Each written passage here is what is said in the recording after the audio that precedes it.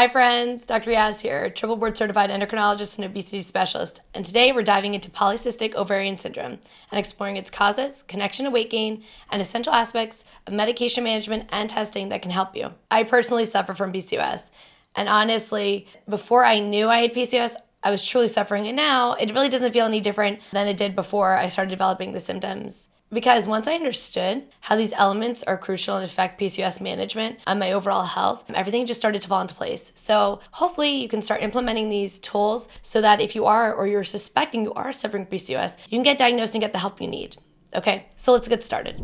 So PCOS is a prevalent hormonal disorder affecting women during the reproductive years. It is way more common than you think. So if you're not sure if you have it or you've been told you haven't had it, consider getting retested. It's that common. I probably get about 5 new PCOS patients a day at my office because so many people have just not been diagnosed. So it's characterized by irregular menstrual cycles, elevated androgens, which are things like testosterone or DHEAS, and also ovarian cysts for some. So the symptoms that you may notice or that should tip you off that you may have PCOS are irregular or absent periods, acne or oily skin, excessive hair growth on the face or on the body, and maybe ovarian cysts on ultrasound. So for myself, I didn't have, anything that popped up abnormal on ultrasounds, but I did have missing periods. I had severe cystic acne, and definitely, I always blamed it on being Egyptian, but I definitely had a lot of excessive hair growth, and I used to joke that I had to go to get, laser to deal with my inner Chewbacca. So anyways, all that when I started to manage my PCOS, and I didn't know I had PCOS until I did my endocrine fellowship and I was really learned about PCOS, and I said, wow, that sounds just like me. And sure enough, lo and behold, I absolutely had PCOS, and that was definitely my big needle mover for weight loss and insulin resistance. And trust me, even if you are not in your reproductive years and you suspect you may have had PCOS, even implementing some natural things as if you were in your reproductive years with PCOS will move the needle and help, particularly things like weight loss. So PCOS impacts approximately 6 to 10% of women childbearing age. 10%, that means like 10% of people are lefties, right, in the world? So 1 out of 10, if you're in a room of 10 people or 10 women, one of them is bound to be PCOS. And so basically this can affect fertility, metabolic health, and your overall quality of life. So let's talk about the causes of PCOS. So genetic factors absolutely contribute to PCOS. So definitely asking your mom or grandma. Now, like I told you, everyone was underdiagnosed with PCOS before now. Rather than ask them, did you have PCOS? Maybe say, Mom, were your periods irregular growing up? Did you miss your period? Or did you suffer from acne? These kind of questions, right, absolutely will clue you in. So example, I'll have patients come in and say, when I ask them those questions, they'll say to me, well, my whole family suffers from excessive hair growth. And in my head, I'm like, well, likely your whole family might have been PCOS, right? We're blaming that just everyone has this issue, everyone has this, and we kind of,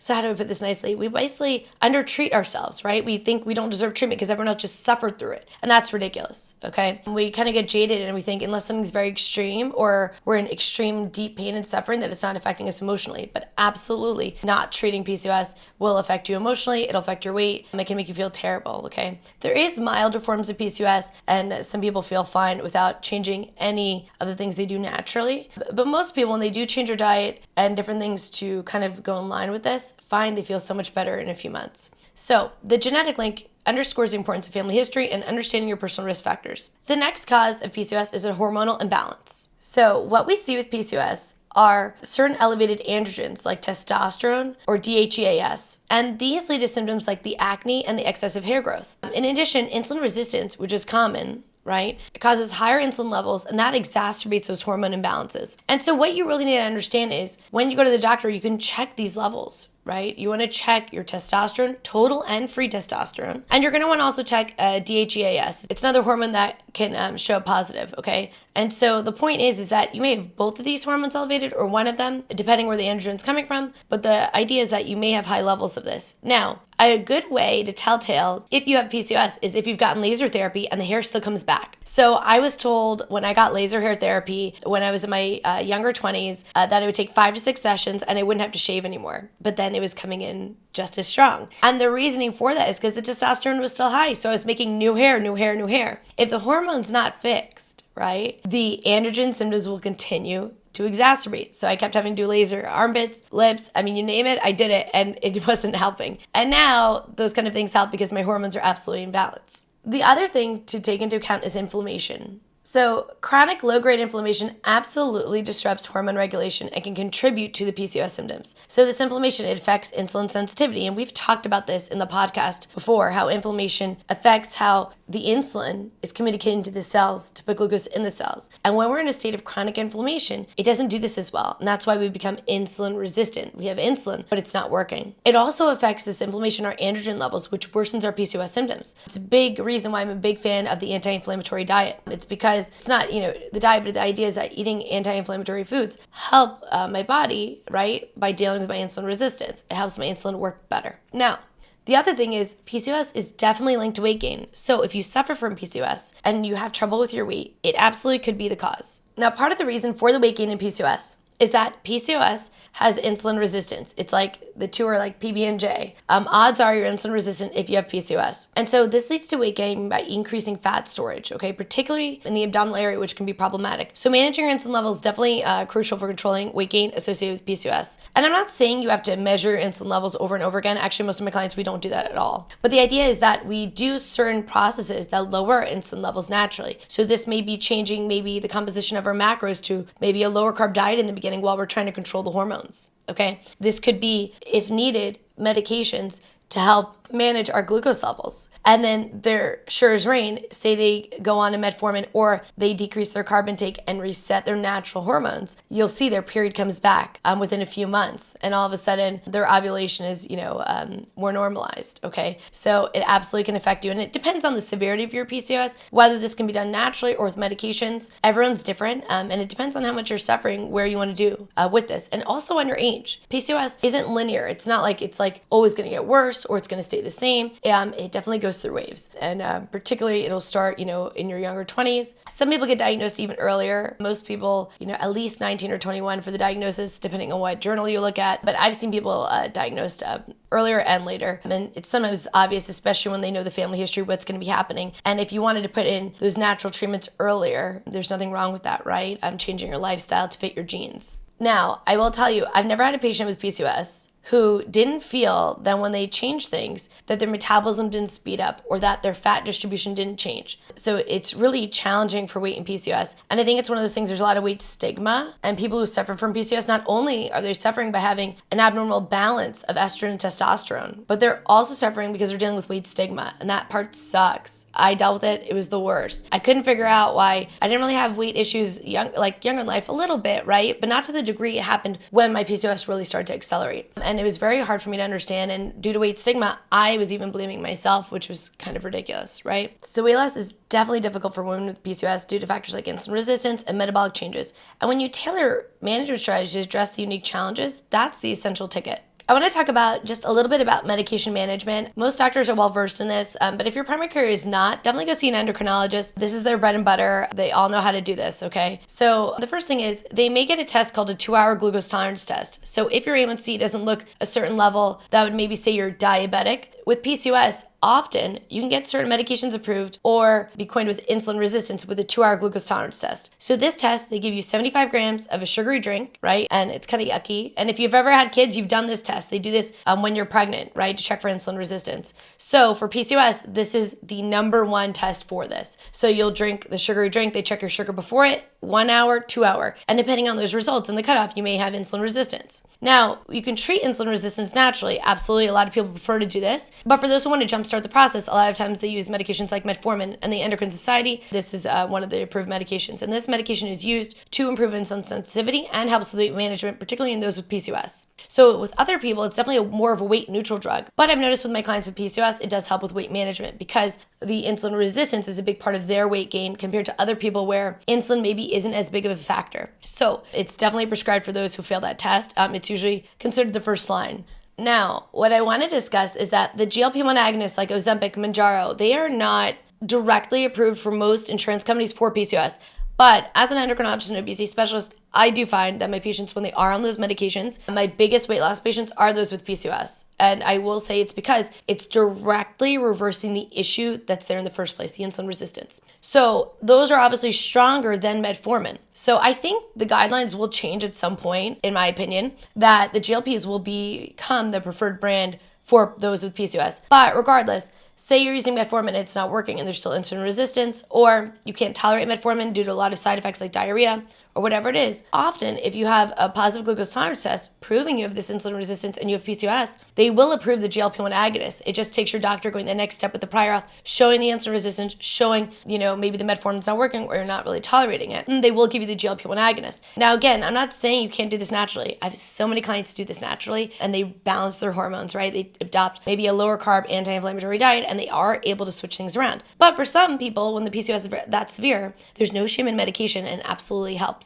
So that's my 2 cents on insulin resistance, right? So lifestyle changes, the metformin, and maybe a GLP-1 agonist are all things that can help with this. The next thing that is used and is recommended by the Endocrine Society is oral contraceptives. So birth control pills, they help regulate the menstrual cycle. They reduce androgens, okay, and help manage acne and excessive hair growth. So particularly for my patients who are suffering with acne, these medications are absolutely a needle mover. So fixing the insulin resistance is sometimes enough to get the ovulation going, okay? But when it comes to hair and acne, the metformin and GLP are not really the needle movers here. So everyone with PCOS is different. Some people, their big thing is missing periods, weight gain. And for those, maybe targeting the insulin resistance first is a good move. But if your big thing with your PCOS is severe hormonal acne, which is in that, chin area right here, that's where mine was, or the excessive hair growth maybe here on the chest or back or on the face, the birth control is definitely the big mover here for this. And so there's a couple different brands. There's a lot of brands you can use. I notice my clients do the best with 2 particular brands. I was trained by Dr. Denise at Mount Sinai, and she is the queen of PCOS. And I was so lucky to learn from her, and I would never have diagnosed myself if I had not done that rotation with her. So I'm eternally grateful. But anyways,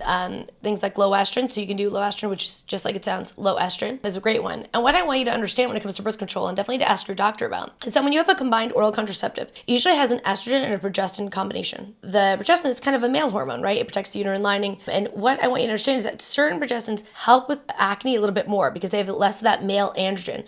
So brands like Yas, right? Their progestin is less associated with acne. So it's a big needle mover for someone dealing with acne. But then also some people just want to be on the lowest amount of estrogen possible. And so they may go on a low estrogen or a low estrogen to have that kind of advantage. Everyone's different. It's kind of like a husband, right? Not everyone would marry the same man. You do not marry the same birth control. Everyone is different. So definitely talk about your concerns with your endocrinologist about the goals you particularly have with that. And, if it doesn't work, after 3 to 6 months, you can always change it. Now, another medication that's used for people who the birth control is not enough for the acne, right? The androgens are so high, are direct anti-androgens. Medications like spironolactone, right, can reduce androgen levels and help with symptoms like the acne and excessive hair growth. Now, dermatologists have used spironolactone forever, okay, and they may not use it with an oral contraceptive. Most endocrinologists, we prefer to use spironolactone with an oral contraceptive, and it's because spironolactone is very teratogenic, okay? It can cause abnormal genitalia in male babies. So we do like to pair it with the birth control. So maybe starting with the birth control, and if we're not reaching goals in 3 to 6 months, maybe adding a little bit of spironolactone. I notice a lot of dermatologists will just give the spironolactone. The other problem besides it being teratogenic is spironolactone causes severe abdominal cramps,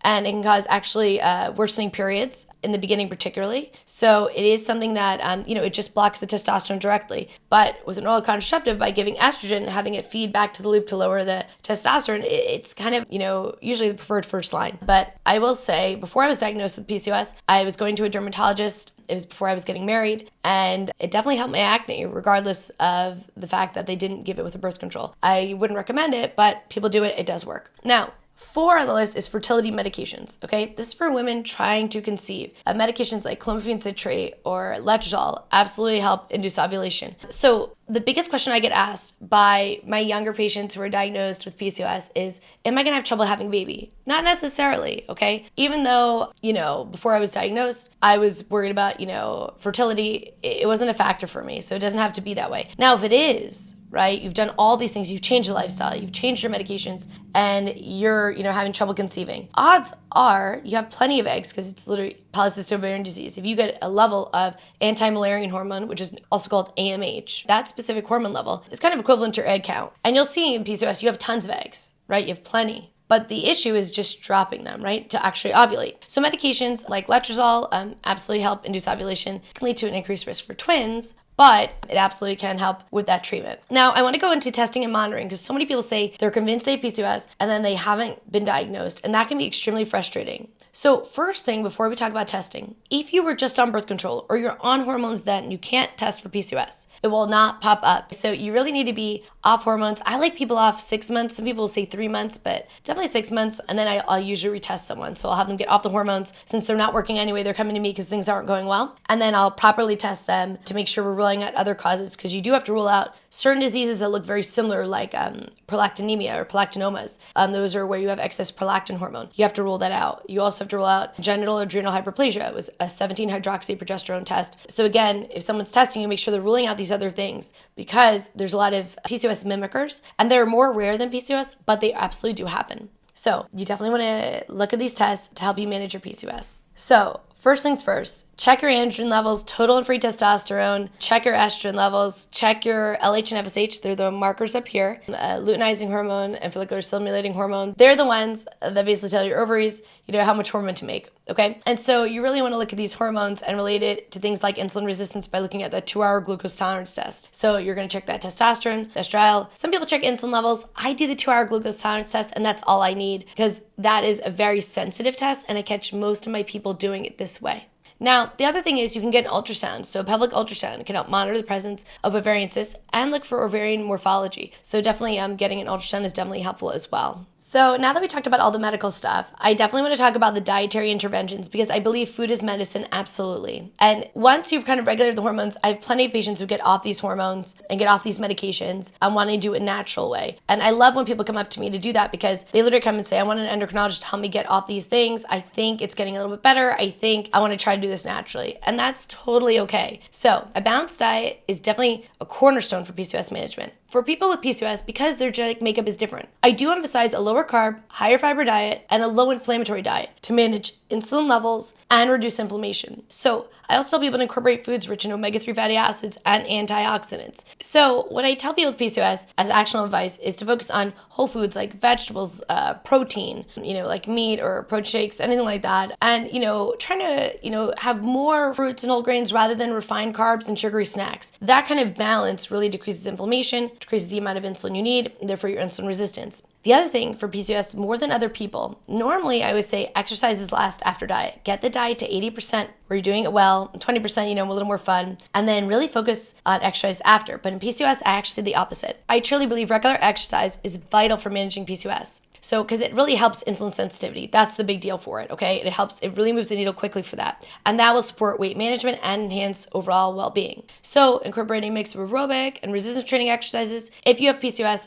definitely check out my exercise for diabetics. It's very similar to the kind of exercise you may want to do with PCOS. So, aim for at least 150 minutes of moderate intensity exercise per week, and that will really get the needle moving with the insulin resistance. So, in summary, understanding the cause of PCOS, the impact on weight gain, the importance of, testing, lifestyle intervention, and medications if needed is very important with PCOS. And when you incorporate all these things, you can live a totally normal life with PCOS and really, improve your overall life. I know it helped for me, so I hope these tips helped you. Comment below about your PCOS journey. I'd love to hear about it. And thanks for joining me on the Vitality Prescription. And my one script for you today is, don't be afraid to ask. Okay, go to the office and say you went there for, a cold. Ask them about your hormones. It's okay. It's okay you came for a cold. You care about your health. You know your periods are regular. You know the acne's not normal. Ask. Ask them to test you. And if they don't know, ask them to refer you. Okay, you deserve the best treatment. I think for me, with weight stigma, I was so afraid to ask. And it wasn't until I was in training that I realized, wow, I've really missed the ball by not saying all these things that were bothering me for years, that I was just afraid to ask. So my script is just ask away, get yourself the best treatment, and I will see you in the next one.